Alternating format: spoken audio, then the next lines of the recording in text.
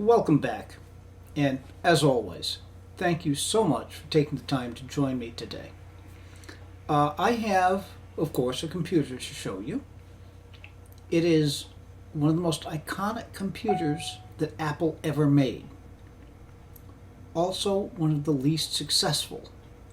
And for those of you out there who have knowledge of the history of Apple computers, you may in fact have guessed what it is. For those of you who don't, hang on.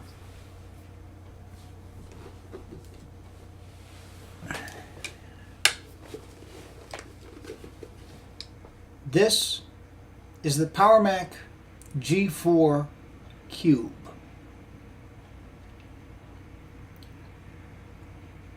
Much of the power of the tower, or mini tower, depending how you view it, in this tiny form factor, the G4 Cube.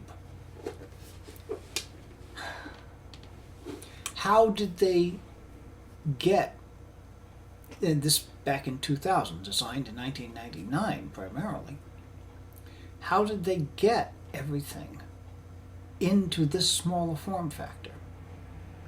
A couple of tricks. There's no internal power supply. This massive thing is the power supply.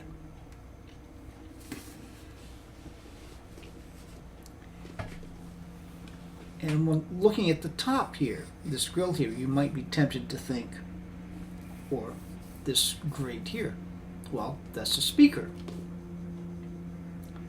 There's no speaker, to my knowledge at any rate. It's the only computer Apple ever sold that does not have a speaker built in.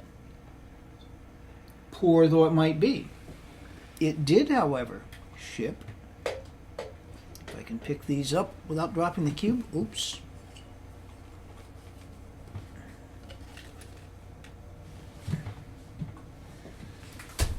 It did ship with these. This was the first iteration of what eventually became the Apple Pro speakers. They were designed by Harman Kardon. They're supposed to sound very, very good. Back in the pre-Fire days, I actually had, in there I believe is the amplifier, I actually had a Cube, but I didn't have the speaker, so it was completely silent. You could plug other USB speakers in. All right. Now, the thing is, actually that can't be the amplifier. Oh, there's a headphone jack in there. That's what that is. No, the amplifier is built into the Cube. You can plug this into other computers, but without the built-in amplifier inside the Cube, they hardly produce any sound at all. So yeah, these admittedly very cool looking speakers will only really work if you happen to have a G4 Cube. All right. Now, there are many other things. Let's see if I can turn this down a bit so you'll actually maybe be able to see.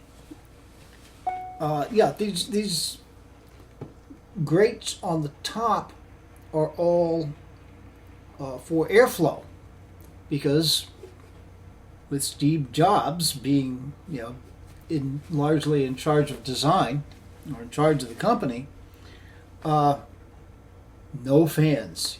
He hated the sound of fans in computers. All right. Now, you look around the rest of it, you've got an Apple logo here. Nothing.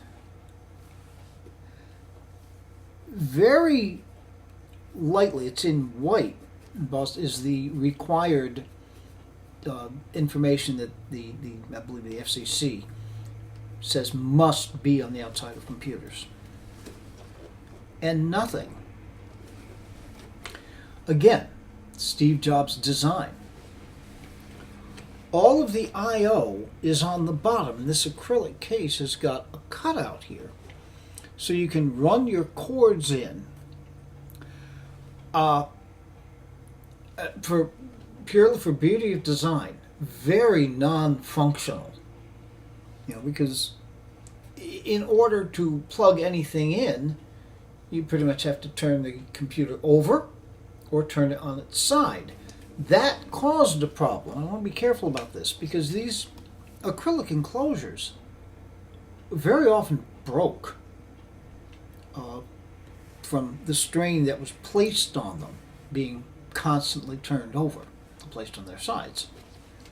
All right, now, this is probably the coolest thing, I think, maybe rivaled only by the 2013 trash can Mac Pro, where you could just lift the case off and get to the insides of the computer.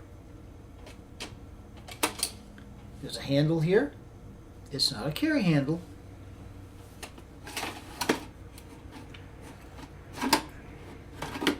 You lift the entire computer out of the acrylic enclosure, and you can access pretty much everything.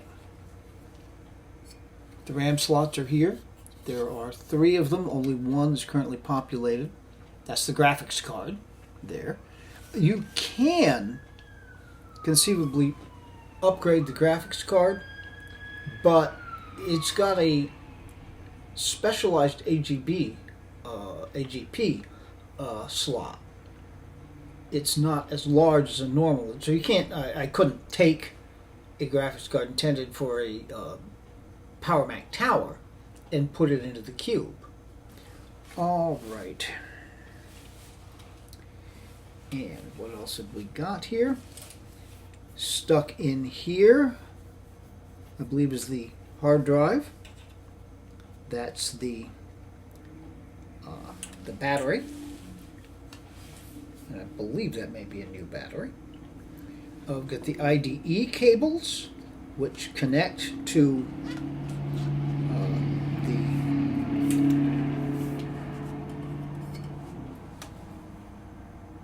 oh no, that's up here. Are those? I guess these cables are connecting to the hard drive. Yes, and we've got others that would connect to the optical drive.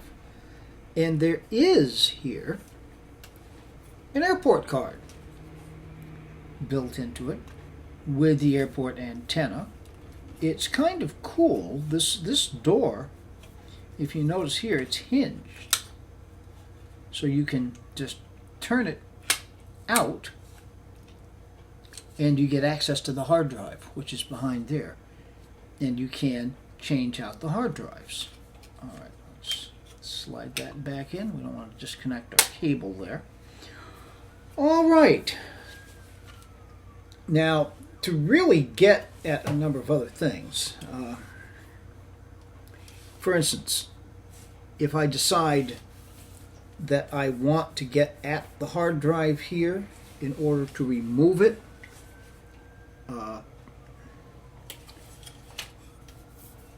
this door, I believe, is going to have to come off.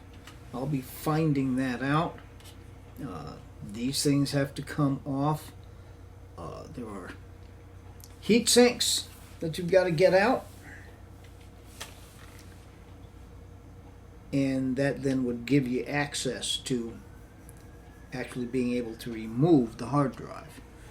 All right, so an interesting thing. Well, I'm going to put this thing back together and get it set up so that we can take a look at it in action. Full disclosure, this actually came in some time ago. I did boot it up, so this is not going to be the first time that I have booted this up. I did find that there was, well, the seller had removed, I believe what he did, since I don't think he had an install disk for Tiger, he created a new user account and then deleted the old user account. forgetting, I guess, that he had left a certain amount of personal information on the root of the drive. So that was still there and still accessible. So I took the time to format the drive and reinstall Tiger. So we'll have a clean install in there. But, we're going to boot it up again. It hasn't been booted up for a couple of weeks now. And let you have a look at it in action. So stay tuned. Before booting up the computer and having a look at the specs there, I thought we'd take a quick look at what I've done for the setup for the Cube. Obviously, this desk is intended to be very small. With the cinema display, which the Cube supports, by the way, there's no room at all for the idea of putting the Cube onto the desk, which would be nice because it's so cool looking, you would want it to be seen. So I have a Quicksilver, which is cleverly doubling as a stand for the Cube. Everything is plugged in. The speakers just barely make it. That cord just barely makes it. I could put an extender on, that would help, but I haven't at this point. Now, the mouse, that is an Apple Pro mouse. That is exactly the mouse that shipped with this machine. This keyboard is not. This is the Apple keyboard, which came out in 2003 during the time of the iMac G4, just before the release of the iMac G5. This machine, the Cube, would have come with an Apple Pro keyboard. I have an Apple Pro keyboard. However, it's not the one that shipped the Cube. The Cube was released in July 2000. And in July of 2001, since the sales were very poor, it wasn't really discontinued. It was put on indefinite hold, and to this day remains on indefinite hold. So this is the version of the Apple Pro keyboard that actually came out in 2002. You notice the white keys, and the one that shipped with the Cube, the keys would have been black, otherwise looking very much like this. This one came out with the announcement of the iMac G4, another incredibly iconic computer, but that one much more successful than the Cube. Okay, so if we can go back a little bit and get the whole picture, we have the setup for the Cube. Let's get that thing booted up and see what happens. All right, this is about the best I'm going to do at capturing the screen.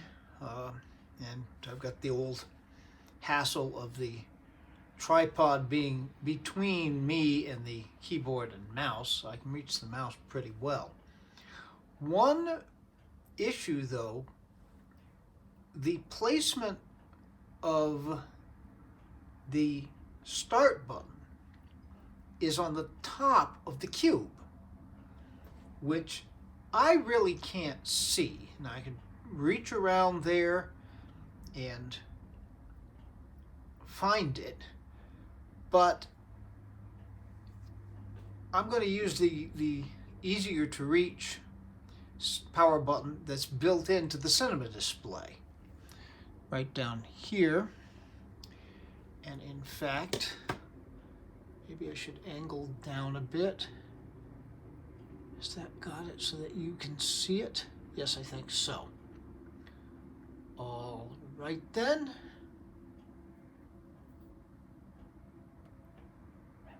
And you can see the light go on. The power button that's on the Cube is very much the same thing. It's not an actual physical button. There's a sensor in there. You tap it, the light goes on. So I'm a little late starting the timer to see how long it takes us to boot up. I don't know really why I do that. Maybe just because people tend to want to do that.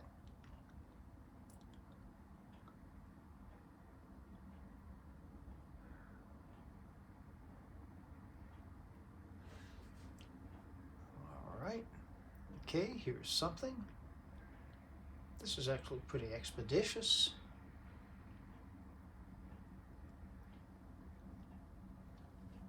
Yeah, we are booted up less than a minute, which is quite good. All right, so let's take a look at the specs here and about this Mac. We see, first of all, a 450 megahertz PowerPC G4. That's the same G4 that's in the Sawtooth. It is the lower spec of the two versions. The Cube also came with a 500 megahertz processor. We saw 512 megabytes of SD RAM. That's good because when we had the Cube out of the enclosure, we saw that only one of the three slots was populated. So I have two more coming in. As I said, in this case, I have already looked at this. But for your benefit, we'll go to System Profiler.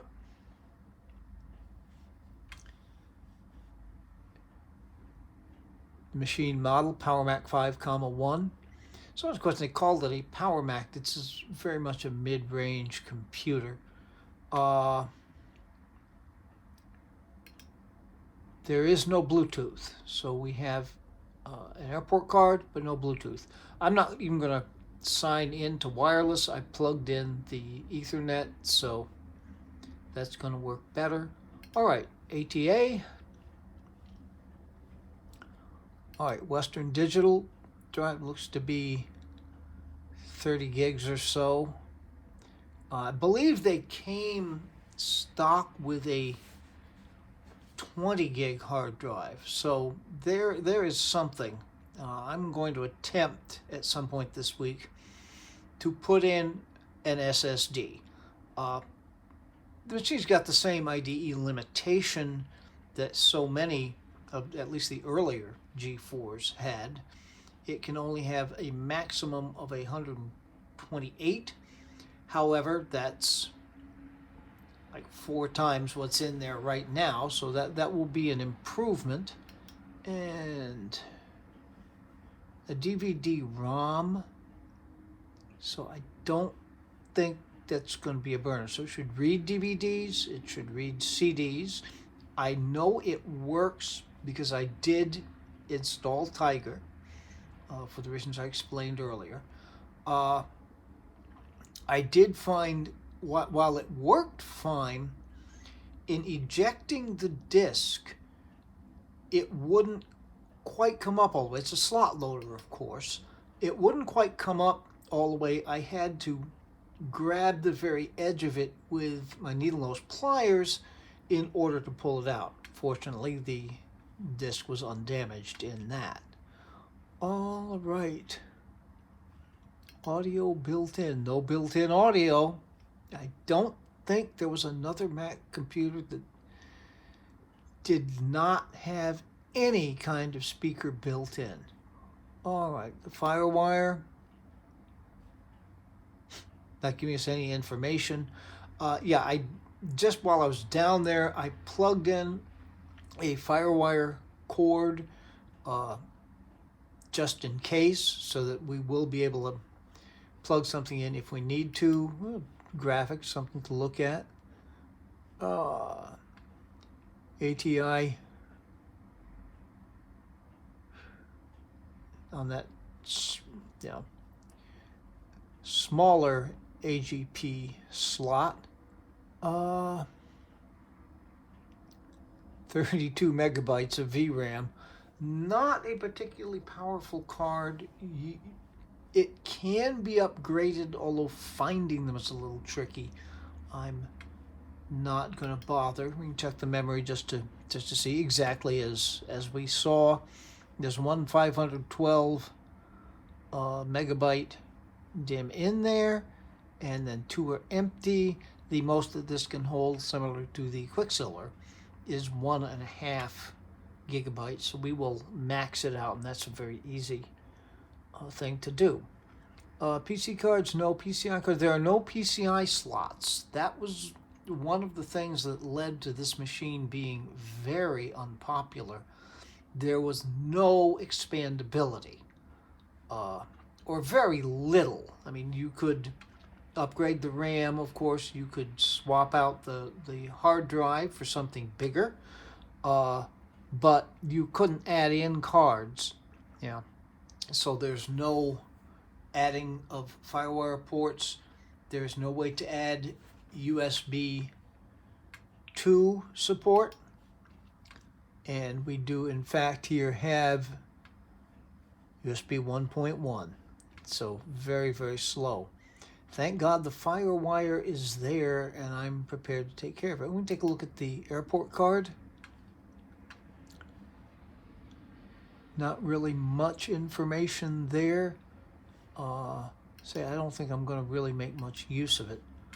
All right. I'm not going to look in the applications because this is a stock, clean install. And I did all the software updating. I don't think I installed OS 9. I certainly will. That's another thing that I will do. Oh, I did install OS 9. Ah, how about that?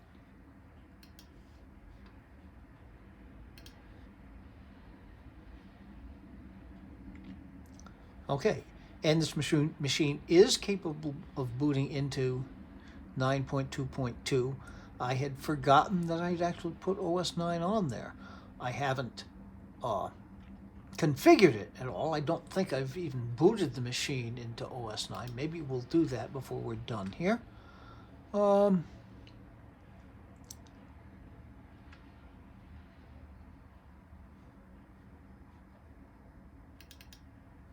energy saver.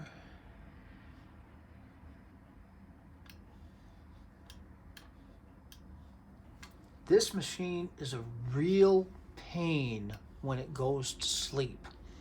So I'm going to choose to just turn it off when I'm not using it and turn it on. When it goes to sleep, it is really hard to wake the thing up again. And I have at times had to force it off. So, there's that. Oh, is there anything else to check in here? No, I don't think so. What's the sharing name on it? Yeah, I'll change that eventually. Okay. In fact, why don't I just do that now while I'm thinking of it? I'll just make it Lee's. Oh, I got rid of the S. Lee's G4 Cube. Okay. And just for fun, let's boot it up into OS 9.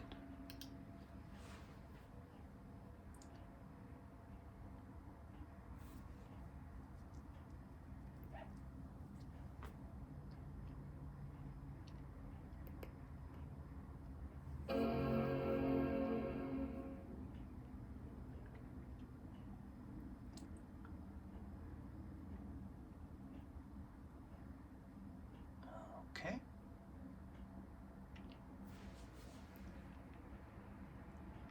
We should be seeing Happy Mac presently. There he is with his smiling face.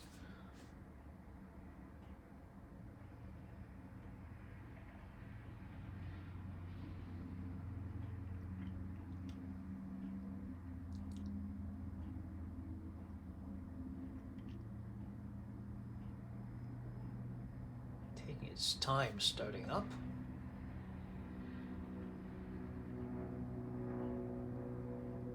Loading extensions.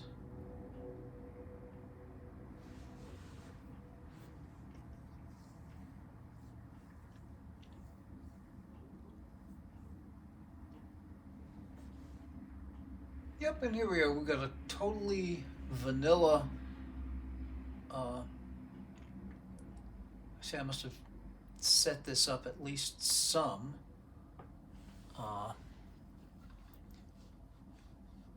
It's just got a shared folder there, which is kind of useless. This mouse is not moving well at all. Okay, yeah, there's really no point in that. Sherlock 2, which is kind of useless now. Register with Apple. Yeah, all the stock icons. So there's nothing really of any particular interest. I don't know why. Take the mouse pad off. Will that help it? No. It's just hardly moving. I didn't notice that in OS 10. Okay, let's look at the applications. Now, just plain stock install. So I'll configure that. Try to figure out why the heck this mouse doesn't work. Close that. Let's get ourselves back to OS 10. Start up disk.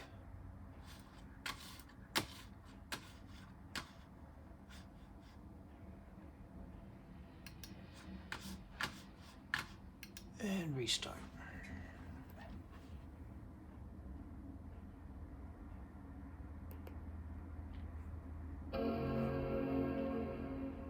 Now this machine would have come, I believe, with OS 9 pre-installed. By July of 2000 it was out. It might possibly have been 8.6, but I'm pretty sure it was OS 9 in some version.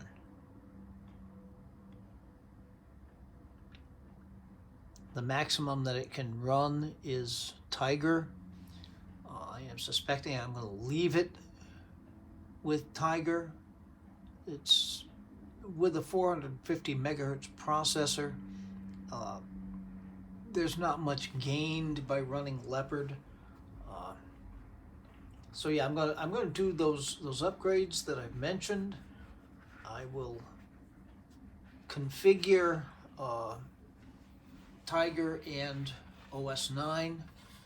Now, yeah, the mouse is reasonably responsive here in OS 10.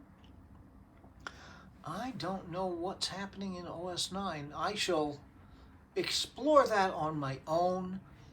But yeah, the main purpose in owning a Cube at this point is just the coolness of it. It looks so neat. Many people look at it as being the direct ancestor of the Mac Minis, also very small form factors, even smaller. And the G4 Mac Minis came out, I think, in 2004, might be 2005, somewhere in there. So in the intervening 4 or 5 years, technology came a long way. There's still a power brick, but it's a much smaller power brick. It's got generally a more powerful G4 processor and built into an even smaller form factor. In fact, you can fit a G4 Mac Mini, or the early Intel Mac Minis up through 2009, will sit underneath the Cube in that open space, for the enclosure. It's a pretty amazing thing. Well, anyway, I hope you've enjoyed this look into Apple history, and I will surely have something out when I'm ready to do the upgrades, and a report back on it.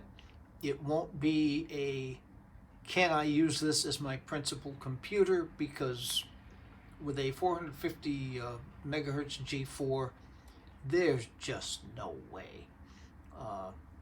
The lowest spec machine that was actually serviceable was the 733 megahertz single CPU Quicksilver, and that machine behaved very well. I've got some thoughts about things I may do with that machine too, but that's for the future. For now, we're going to focus on the Cube. All right, well, again, as always, thank you so much for taking the time to join me on this little adventure, and be good to other people. Be very good to yourselves, and take very, very good and careful care in these perilous times. See you soon.